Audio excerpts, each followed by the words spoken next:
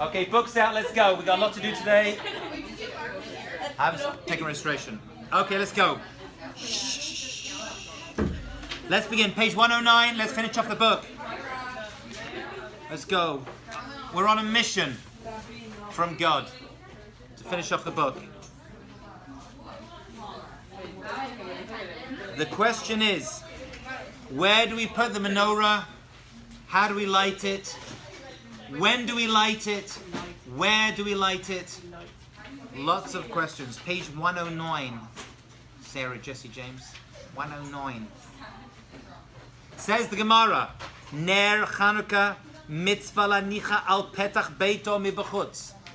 The Gemara says the place to put the Chanukah lights is on the outside of your house at the entrance. That is, Persians, thank you. The place to put your Chanukah lights is actually outside your house at the entrance of your home. Says Rashi, Mishum parsumi nisa. We do this because we want to publicize the miracle. Now this is very unusual. There is no other mitzvah that I know of that we take the mitzvah and we do it in extremely overt and apparently in-your-face fashion. We don't take the sukkah and do it publicly for everyone to see. We don't have to walk around the streets eating matzah. We don't tell everyone that we're fasting Yom Kippur, although everyone does tell everyone they're fasting, that's all they ever say. Right? This mitzvah, however, is very, very different. We do it in the most public way that we can, and the original way to do the mitzvah, which is still done in some places, we'll see where in a few moments, is to take the lights and do them outside of your house at the entrance. Okay? Why should this be, and where should it be? So the rabbis that we mentioned last class, the mitzvah of Persumi Nisa really comes to combat the Greeks. The Greeks were all about enlightening the Jewish people and to advertise to the world their philosophy, which we were very effective at. So we fight like with like. We take our Chanukah light and we bring our light to the world. And that's why we do it publicly. We also mentioned last class that they used to tell the Jewish people to write that we have no connection to the God of Israel, put on the Karen shore, on the horn of the ox. That was the subtle advertising they wanted to do to wear away the Jewish people and their connection to Judaism. So we do the same. We take our light and we bring it to the world. Okay? We don't walk through the streets with it, have it in our homes, because the home, of course, is where the spiritual light is located. Okay? Says Rav Eliyahu Kitov in Sefer Todah, he says like this, Tiknu, halfway down page 109, Tiknu chachamim laniach ner Chanukah b'petach beito. The rabbis decreed you've got to put the Chanukah lights at the entrance to your home. Hasamuch l'reshut harabim b'chutz, facing the public domain outside. Okay? So you've got to put it where, not just like in the backyard, you've got to do it deliberately outside where people are passing by. Ubesad small shel petach, and on the left-hand side of your home. So this really is the way to light the menorah, if you want to know. You have your home, a zoy, right? There's your wonderful home, right? And there's a thing, and there's your door like that, okay? And you got your window over here, your window over here, and you got window over here, window over here. Right? Art was not my profession, obviously. And the rabbis say the best place to put it is on the left-hand side. That means facing the home. They would put the menorah here, outside, on the left-hand side. This is where the menorah lights would go, like that. Okay? Outside your house, in the public domain. So when you walk through the streets, right, here's a nice, Reshut HaRabim. This is where the street is. You're walking down the street and you see a house and the light's on the outside. When the lights blow out the wind? Will the lights blow out? So if you live in a place that is, you would literally encase it in glass or protect it. And this is what they do in Jerusalem today. To this very day, if you walk around Jerusalem, the old city, you'll still see a menorah, even outside, in glass cases, put outside the house, on the street level, not too high, and not too low. It should be below a certain height. Anyone know what that height is? What is this? You play potatoes with me over here? We don't know that. An amma is an arm's length. You're doing a tefa. Okay. 20 amot. 20 amot actually. And an amma is, I don't know, let's say 1.5 to a couple of feet. Amma comes from the word arm, right? Or the word arm comes from the word amma, from here to here. So it depends, it'll be about a couple of feet. So about 35, 40 feet is the maximum height Y. And that is the same as what other object, anyone know? Well, not object, but item that we have on sukkah, right? We have the schach. A sukkah should not be more than 20 amot because you don't notice it. If a silas UI, you want to notice the schach on the top of the sukkah, so too you want to notice the menorah. That's going to be a slight challenge if you live in an apartment building, by the way. But they say if there's a contiguous movement from the ground via building up, or there's people who live opposite who can see it at eye level, then that's okay as well. So the custom is to light the menorah with a blessing, even if you live in an apartment building. I guess if you live in an apartment building in the middle of nowhere and no one can see it, that would be a challenge. But 20 amot is maximum height, and it should be about eye level, is really, if possible, so it's very much noticed along the way. Okay? Why on the left-hand side? Why the left-hand side? So he says you do on the left-hand side because on the right-hand side you have something else. What do you have on the right-hand side? The mezuzah. So the mezuzah is over here as you enter, and you want the menorah on here. So as you enter into the home, you are surrounded with mitzvot. It's interesting, but that is what you want for Chanukah. Right? So the entrance of your home is surrounded by mitzvot. And that's what he says. Mezuzah b'yamin, you got the mezuzah on the right. The ner Chanukah was small, and you have the Chanukah on the left-hand side. All of this is to publicize the miracle. You want everyone to see that it's Chanukah. Who everyone is, we'll see in a second. Okay? You just notice stuff outside a house. Right? I mean, you drive around all those Christmas lights everywhere, right? Draining all the electricity from the neighborhood. Right? We have one non-Jewish guy in my neighborhood, very nice guy, but he's got enough there to lighten up half of Muncie. Right? All the other lights dimmed when he turns his Christmas lights on. Okay, we're not into that. One small light. Right? The spiritual light is a small one. It's not in your face. If you want it, it's there, but it must be visible for everyone to see, or they can't be attracted to it. Okay. So he says, "The carry to a mitzvah im ner Chanukah liyad hapetach, ha'ptuach l'reshus harabim." It's obviously noticeable if it's there in the public domain. It shouldn't be too high, it shouldn't be too low, it should be just there at eye level. That's the way it was traditionally done, and that is the way it's done in Yerushalayim. What do we do today? Does anyone here do this? Anyone's parents like the menorah like this? But this is the way the rabbis tell us to do it. Why don't we do this nowadays? Anyone? Fire hazard is less likely if the fire is outside your house rather than inside your house, isn't it? You're very great, Neka. You really are. I can't ruin my grass. I burn everything. I paid a lot of money for this. Yes, sorry, Shane.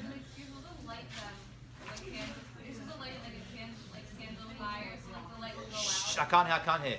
You want to what? You have to light them. Yeah.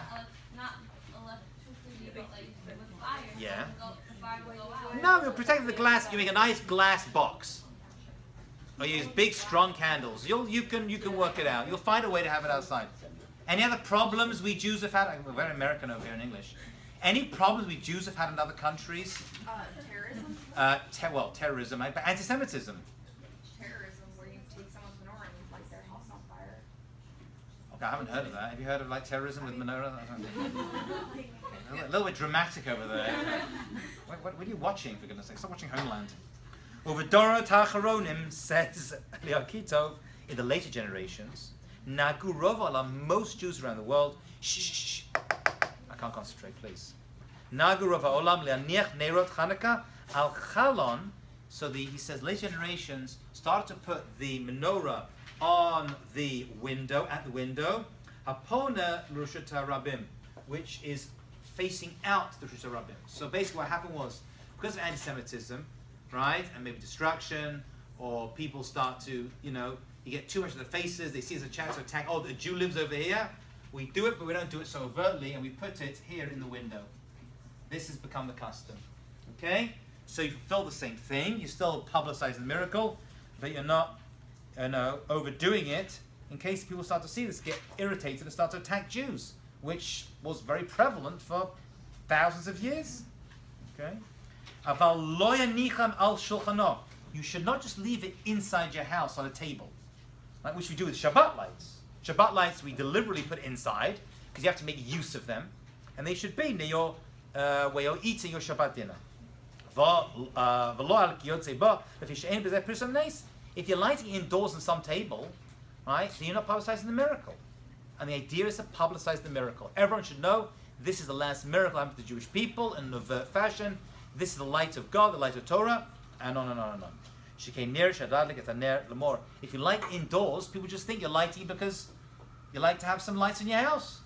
Right? It won't be recognized. It's not nikar. It's not recognizable as a mitzvah. Okay?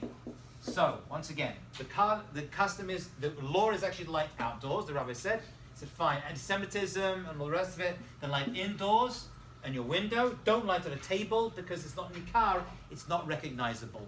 It has to be visible to the outside. Okay?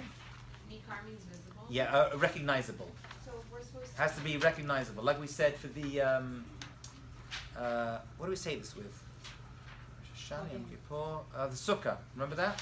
Right? We sit in the sukkah after the summer when most people are not sitting in outdoor huts. It's nikar. Yeah. We're supposed to publicize the mitzvah, but not too much.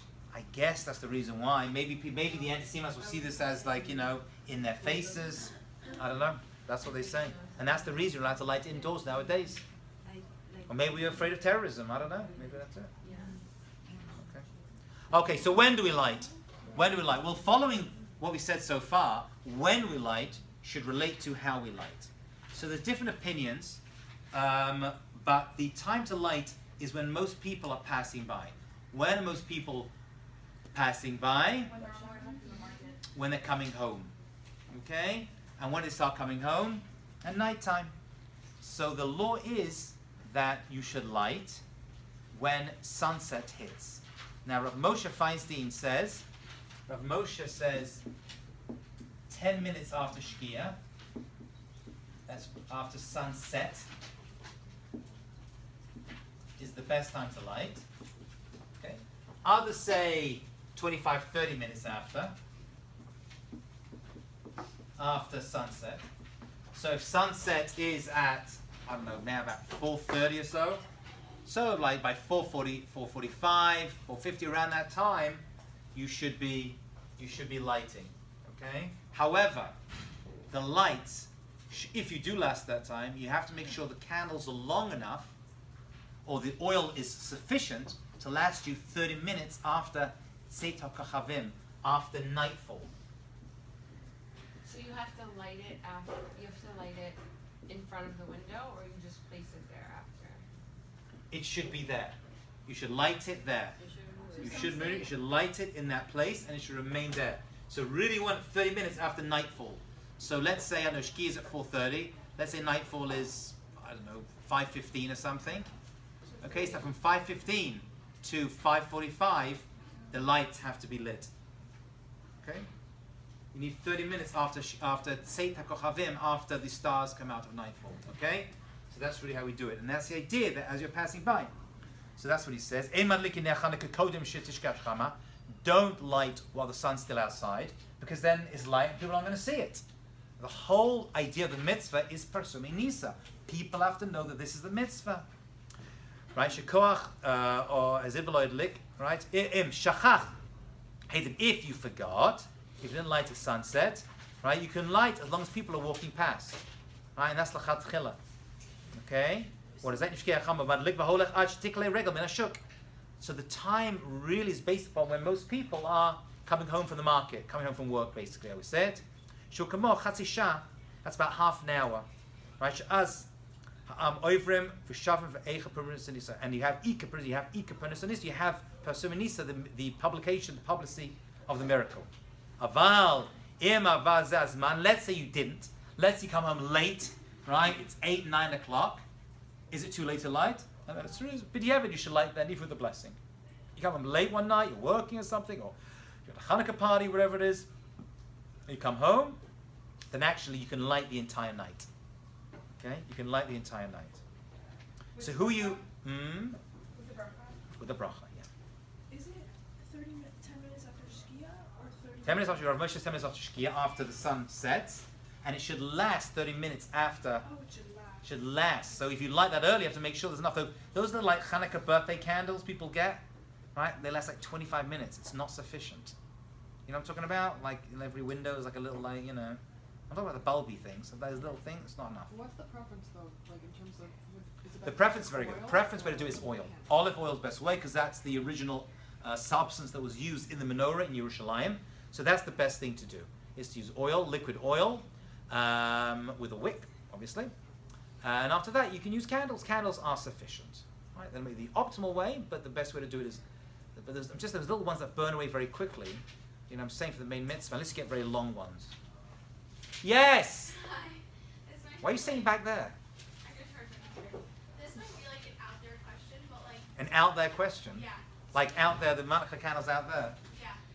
You know how like a Jew can't sell non-kosher, like can't say like this meat is kosher, but it's really not. They're just doing, you know, like there's like a big scandal like that. Like there's a guy who was selling kosher meat. Okay, what has this got to do Okay, with so- Hanukkah? Can a Jew sell another Jew candles and say like, oh yeah, like they're Hanukkah candles, but they don't. burn That's that actually a very fair question. Can you be Michshel and say it's Hanukkah candles? It's probably not such a good thing to do, to be honest with you. People are not feeling the mitzvah that way. I mean, possibly they are. You know what I'm saying? It's like a 2-minute candle, but it's problematic. Yeah. Yeah, you don't want to be in the fake Jewish business. And you do not want to sell non-kosher meat to Jewish people. Although I was just saying something before, I did get a nice Hanukkah gift from someone a Jewish guy I'm very close to, and unfortunately had a pork sausage in it. I wrote to myself, thank you so much, but I'm kosher. My kids had a good time. They're running around the house screaming, Abba, there's a pig in the house. Abba, there's a pig in the house. Okay. So now, who are you publicizing to? So you're publicizing to the people outside, but you're actually this is very important, and it's going to have halachic ramifications. You're actually publicizing the miracle to your own family. Everyone's got to be involved. This ner ishu beito, we said. You got to have a light in your home for the family. It's a home light. It's a home light. Although there is a light in the synagogue as well with the bracha. They light in synagogues too. But you need to have one ner ishu beito. Let's say you come home and it's late and someone's asleep. What do? So the Mishnah Berurah says, "Ve'im balabeito kodem." If you come home early, right? Or matzah beiso, you find your people in your home, but they beiso yeshenim, and they're all asleep, right? Nachon shikatzim, wake him up, kadesh yuchal adlik b'bracha, so you can light with a blessing. In other words, the lighting goes for other people. Let's say no one's here by yourself, then you got to wake someone up. They've got to be there to witness it. So if you come home late, that's a problem, you know. So when we say lighting, it's not just for the people outside. You got to impress yourself the miracle of the mitzvah on the inside as well, and that's why parsumi nisa eno b'dafka lacheir. It's not just for other people.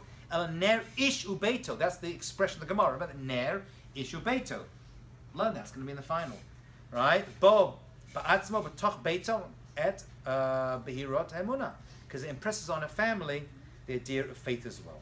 Okay, so on the first night of Hanukkah, we say 3 blessings, and then from then onwards, we say 2 blessings for each night of Hanukkah. Okay, what are these blessings? So Laila Rishon says Rav Kito, Kodem Shabadlik Mavarach Shosh Brachot. Before you light, you say 3 blessings. Or Shah Leilot, on the other nights, Mavarach Shtei Brachot, 2 brachot, Harishon Bilvad, Aval Einu Mavarach Shechianu. So you start with Shechianu blessing. Okay, so what are the blessings?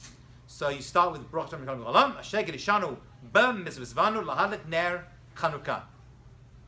And then Asa Nisan Avatenu Bayam Hem Bezman Hazeh, and then the Shechianu blessing. Okay?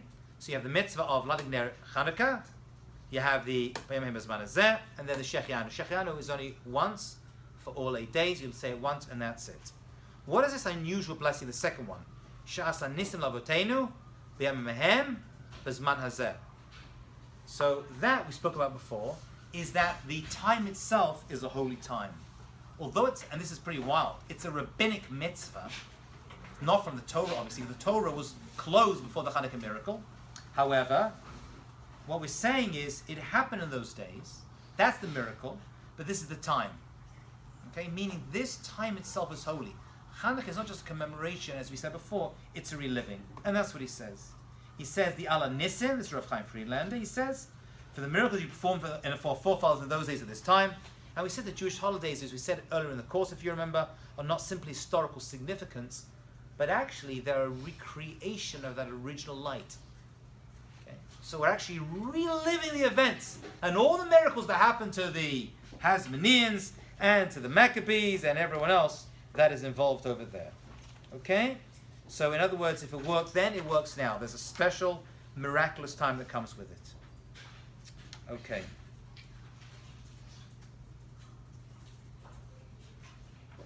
Now we mentioned this before, turn over the page. We mentioned this before. However, just to remind you that there is an idea, we said since the Chanukah lights are so holy, you cannot use them for any other purpose. You cannot use them to read by them. You can't use them to count money or anything else you're doing with yourself. They cannot be used for light. Right? Haneret alalu kadeshem, they are kadosh. En reshut shemesh behem el bilvad. We have no right to use them, just to enjoy the light that comes from them, but not to use the light that comes from them. In other words, by Shabbat candles, we have to eat them. You should use the light for your meal. You shouldn't get too close and start reading by it. You may come to move it or tilt it, says the Gemara. But when it comes to Hanukkah lights, you can't do that. There should be other lights in the room, actually. Others are going to use the light for a mundane purpose. They are holy. So holy that you can't use the light even to light the shamash. Let's say the shamash goes out, right? That's the 9th candle you use to light the other candles.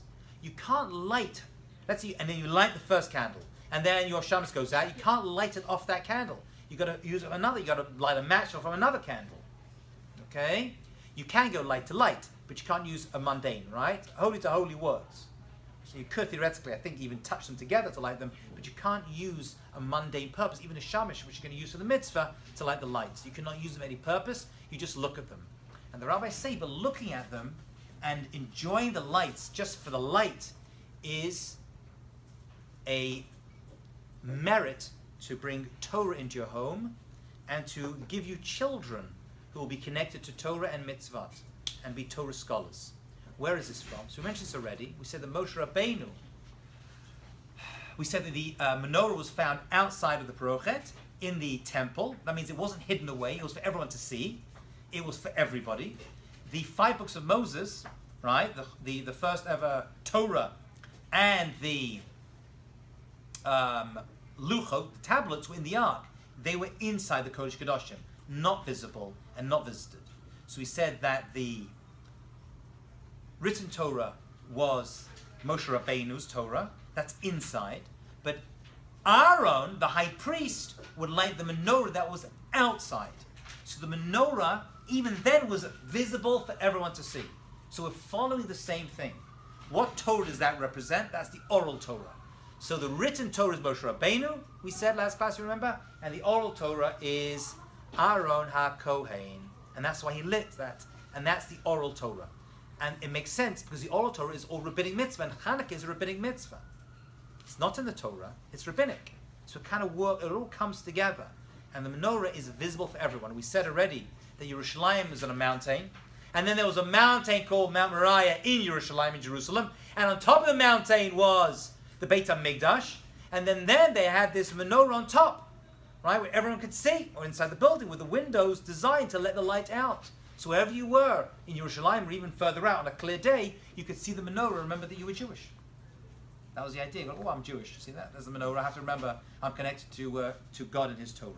Okay, so the menorah was a visible reality for everyone to see and be inspired by, and the Chanukah, which is a remembrance of the miracle that happened with the menorah. You're not creating the menorah, but the miracle that happened with it has to be visible as well. Okay, you see how that comes together? Marvelous.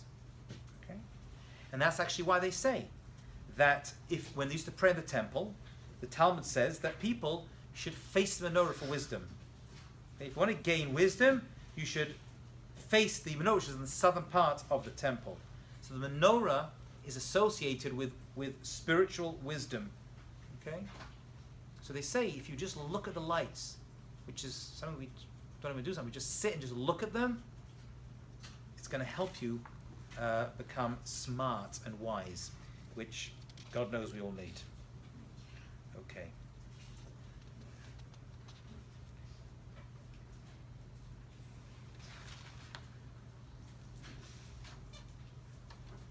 Turn to page 114.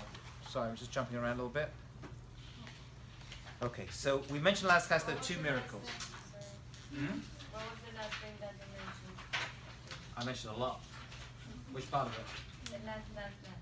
So that by looking at the lights, they say look at the menorah, gives you wisdom. So they say the Chanukah lights, if you look at them, give you wisdom, and it gives you children who are associated with Torah. Where they actually look at the lights or doing the mitzvah, but being part of the mitzvah brings you Jewish kinder.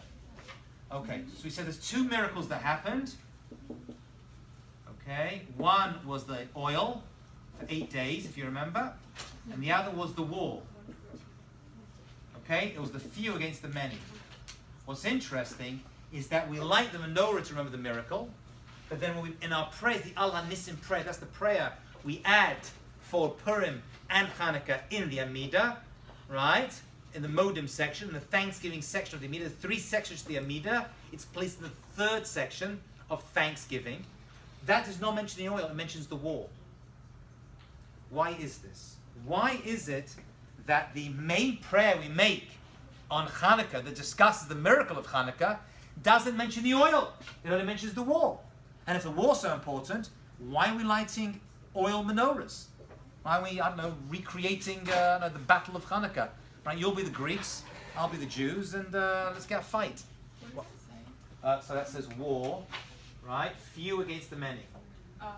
The few against the many. You're right, it doesn't say that at all, you're right. It doesn't say that. Many. You know, when I had a teacher in class, and my teachers write terribly, one of them, I was like, if I ever become a teacher, I'm never going to do that. And then you end up doing it yourself. So there you go. Okay, why would this be? So let's think about this for a few moments, because we're going to have to remember both. We speak about one, but we do the other. So the answer is they both come together, and one comes to prove the other. You see, had it just been a war, let's think about it. Let's just say the Chanukah story would have been just a war. The few beat the many, what a miracle. You would say, like, that happens. Guerrilla warfare works, right? I mean, look around the world, you have, the Afghanis holding off the Russians. You have a few guerrillas, a few people in caves, and it would have worked. Had it just been that, people would not have recognized the miraculous nature. Or most people wouldn't. Maybe some would have. So the oil came as a proof to the war. The oil came as a proof to the war. What else would have been a problem? Had it just been about the war, then the whole story would have basically been one big story about territorial conquest of the land of Israel. It's our land, get out. But that's not what Chanukah is. Chanukah is not a question of territorial conquest. It's about the spiritual light of the Jewish people and the Torah through the ages, which we discussed before. So 2 reasons why it couldn't just be the war, because the war would have made us think, well, that happens. Sometimes, 50 people can beat off 5,000 if they're good, military tacticians. That wasn't sufficient. And also we would have thought, hey, we won. We've routed this Syrian Greek army in Israel. We got the land back. It would have become a nationalistic pride. But that's not what it was. Right? It was a spiritual battle, as we said before, between the Jews, Torah, and the Greeks and Greek wisdom, right? And the Jewish Greeks who had joined them. And that's what the Maharal says. The Maharal says, page 114, Ikama shekavu yimei Chanukah b'shvil sheyu nitzachem et hayavanim, rak shelo haya nireh sheya kan nitzchon hazeh al yedei nes. Right? The establishment of the festival was the military defeat. Right? It wouldn't have been apparent that it was a miracle. Therefore, lefikach nasa nes al yedei nerot. So God said, you know what? I've got to get through to the people. Right? The point is that had to get through that this was not about just the war. That was just like an afterthought, if you will. Right? Lefikach nasa nes al yedei nerot ha-menorah sheyedu shakol haya b'nes min Hashem sparachta. You know that it was miraculous. So the oil just came actually to corroborate this, number 2. 1 came to corroborate number 2, to show that number 2 was miraculous as well. You're like, wow, that's all part of one big story. Turnover. And that's what he says. He says, Hashem's brach lo asa lehem et hanes hagloy b'melchosehem. God did not make the miracle of the war obvious in an external way, because had he done that, you would have made 2 mistakes. Right? Number 1, the goal of the war was the quest for national statehood. Number 2, the miracle of the oil came only to confirm this purpose. Rather, the revealed miracle was made within the temple. Right? It was all about the Beit HaMikdash. This entire Chanukah story, the entire battle, and everything associated was about one thing, and one thing only. Not the fight of the Greeks. We didn't want war. We never want war. They come to attack us. We've got to fight them off. It was about the lighting of menorah in purity in the Beit HaMikdash. Okay? And that's why this revealed miracle happened at that time in the temple itself. Like the temple, which is the spiritual center of the Jewish people for hundreds and hundreds of years, therefore we had to give off that light and that lesson, and it came through the... so it's a spiritual battle. Okay? That was what it was really about.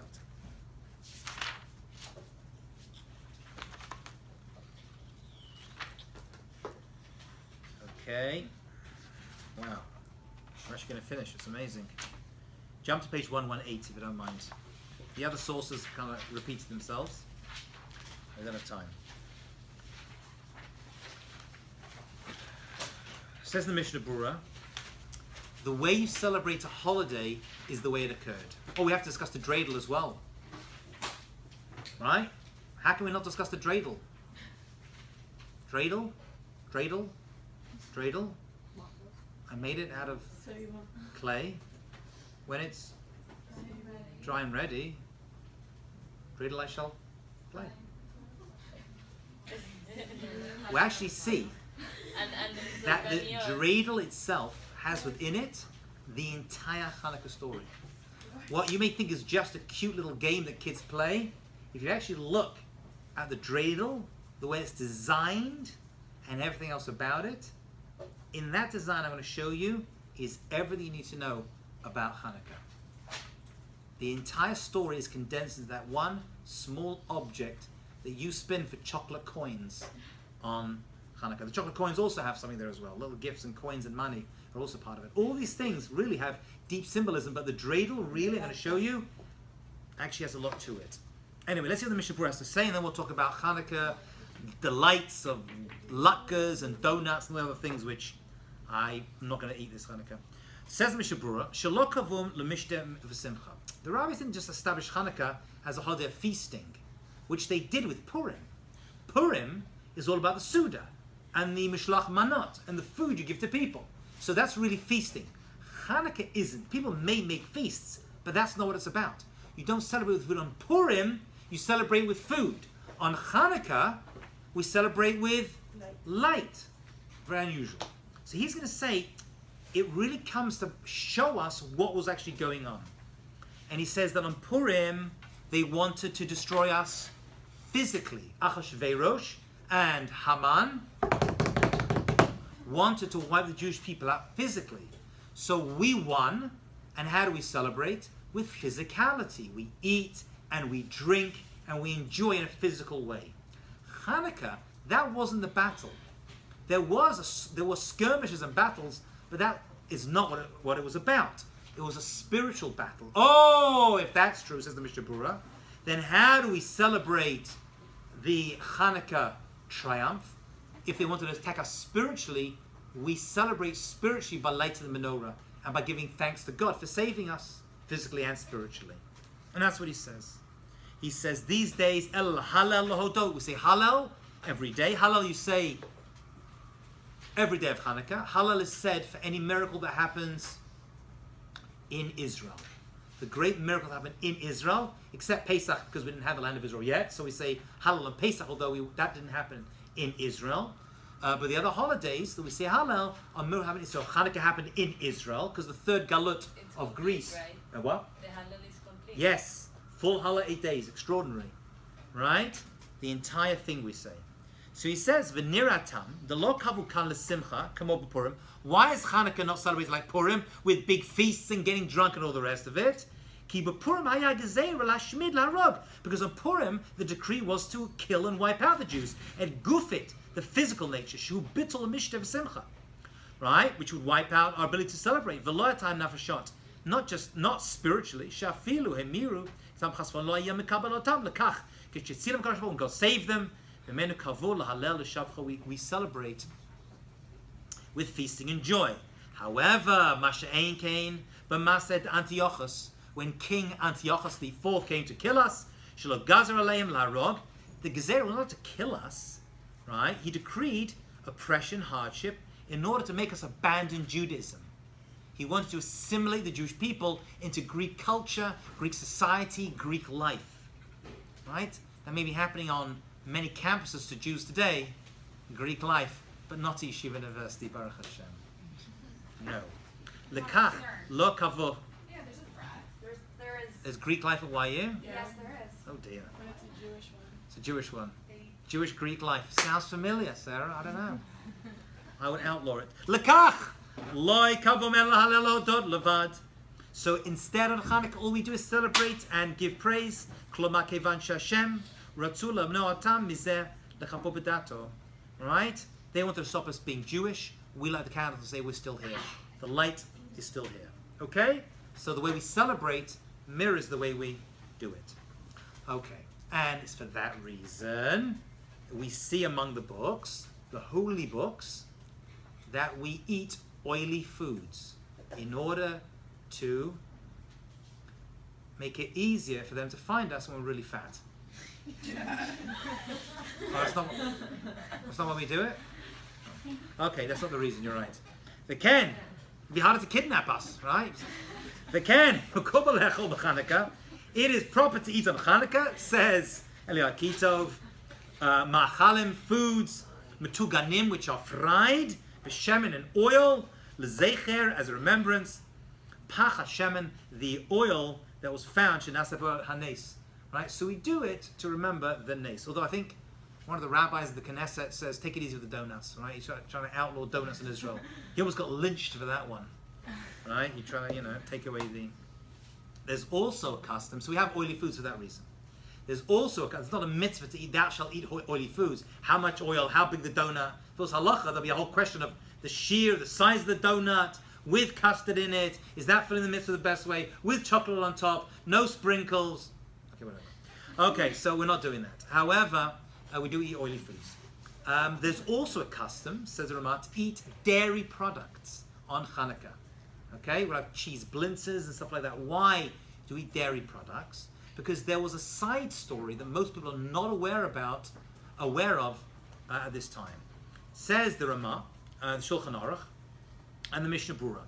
Yesh omrim, those that say, sheyesh le'echol begavina, you should eat cheese. B'Chanukah, on Chanukah, lefi shanes, because of the miracle, nasa b'chalav, that had with chalav with milk, she'echila Yehudit et ha'oyev, that Yehudis gave to the enemy a dairy product. Who was Yehudis? When did this happen? And what has this got to do with Chanukah? Oh, the salty cheese with the wine and then Right. So the Mishnah Berurah explains. Yochanan the high priest had a daughter. Her name was Yehudit. Okay. Now, if you remember before, one of the decrees of the Greeks was that before a woman got married, a Jewish woman, the governor of that particular town, the Greek governor, would rape her and violate her as a way to destroy the spirit of the Jewish people. Okay? That's why many people were not getting married or getting married in private. Okay, so this happened to her. And what Yehudit, the woman. And what she did was, she gave the enemy chief cheese and wine, right, at that time, in order to increase his inebriation. While he was drunk, she took out, this is the Mishnah Berurah, by the way, saying this, she took out a sword and she cut his head off. Okay, decapitated him, and they all fled.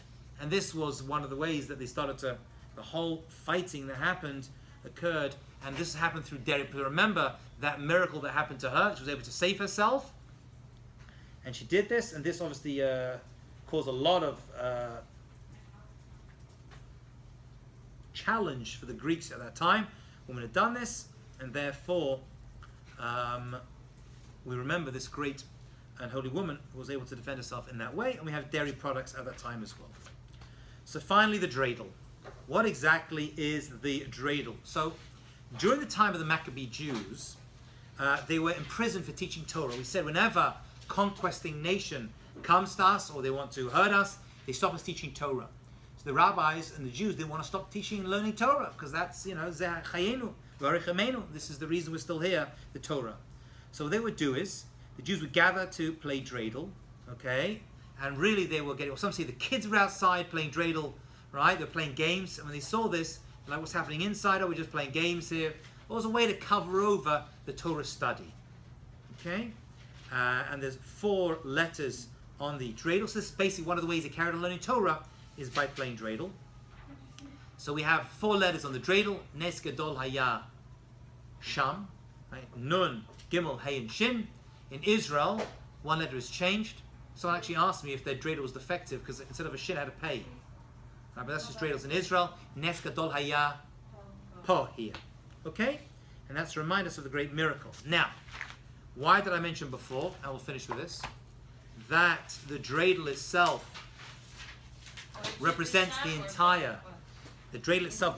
entire holiday of Chanukah, because the dreidel itself is spun in a certain way. So let's talk about 2 toys. 2 toys. Right? We have the dreidel, which is on Chanukah, and on Purim we have the the Groga, right? The Groga, the Rashan, makes the noise maker. Says the Tamei Minhagim, a beautiful Dvar Torah which you can share with your family, and this will be the end of our course. That in this one idea is secreted everything you need to about Chanukah. And he says that both toys do something. What do? They go around. They spin around. They spin. Okay? What is the idea of spinning? What else spins? What else spins? The world. The world spins around. Okay, it goes around and around and around. The word spinning also means the turning of events. It even works in English. The events turn around. Okay? Now we have 2 types of miracle. 2 types of miracle that come to the Jewish people. We said one is Nes Nistar, hidden miracles, and one is Nes Nigla, revealed miracles. So we have over here Chanukah. Here's Chanukah. And here is Purim. Which was which? Purim is Nes Nistar, hidden miracles, right? Esther. And Chanukah, therefore, is Nes Nigla, revealed miracles. Now watch carefully. So now we're talking about the going around, the world is turning, the events are turning around. How do we spin both of these objects? So the graga is spun from underneath. The hand goes underneath the graga and turns around and spins. As if to say, the hand that is spinning, that's God's hand that is spinning these events around, on Purim is hidden. On Purim is hidden. I can't see the hand, it's underneath, it's not revealed. It's a hidden hand that is turning the events of Purim. And that's why Purim is all really just a set of what looks like coincidences. You've got to work harder to see God's hand at work and make everything happen. Right? Esther happens to be chosen to be queen. Mordechai happens to be chosen to ride on the horse, and he remembers, right? And Mordechai happens to overhear Bigtan and Teresh, right? Tell the story to kill Achashverosh. It's all hidden. So the hand is underneath. Oh, comes along the dreidel, and the hand comes from on top. Right? It spins, but the hand is visible. It comes from on top, and the dreidel is spun from above. What's that come to represent? That represents Nes Nigla, the revealed miracles, and Nes Gilui. right? God's revelation, which is over miracles at that time. So you see the hand come on top. So by seeing the hand, you realize that Kadosh Baruch Hu is turning these events in a revealed fashion. And this is Yad Hashem, as it were. The God's hand is coming and turning the events. So he really says, you see, these two rabbinic festivals are two ways we relate to God and to miracles. The hidden miracle, the hand is turning and making a noise from underneath. And the Chanukah miracle, the hand is coming from on top and turning that way. And that's what he says. He says, Tam shemischakim Dreidel, savivon, in Hebrew, the spinner. Chanukah Purim, begraga, the rashan. Right, the Chanukah lo yitah orut melamata. On Chanukah, it wasn't an awakening from underneath, right, melamala, from above. Hilasut shuva gehugan. They didn't do tshuva the right way. Rak Hashem sparach barachamav. God saved them. God saved them. So God came and turned the events because you're not doing it. Right? Leken mischachem bedreidel. V'oich zenatom melamala. We hold the dreidel from on top. But Purim, shegazru, some. What did they do on Purim? Purim they did teshuva. Right? They put on sackcloth and ashes, and they fasted and they prayed. The Afer put on. Right? Yotzel Rabbim Vayetai Orut Melamata. That was an awakening from underneath. We ourselves, right, brought the salvation to ourselves. We earned it. So the hand underneath is also us earning it, that we are able to bring the redemption. Right? And that's why you hold the dreidel from underneath, which is why really Purim is greater than Chanukah in some respects, because we brought it ourselves. And as we'll discuss another time, that's really why the messianic story of Mashiach coming is going to be based upon the Purim story and not actually the Chanukah story. Purim is a paradigm for that. I've run out of information to tell you. That's the end of the semester. We finished on time. Thank you, everyone. Good job. Marvelous. Thank you for being part of this.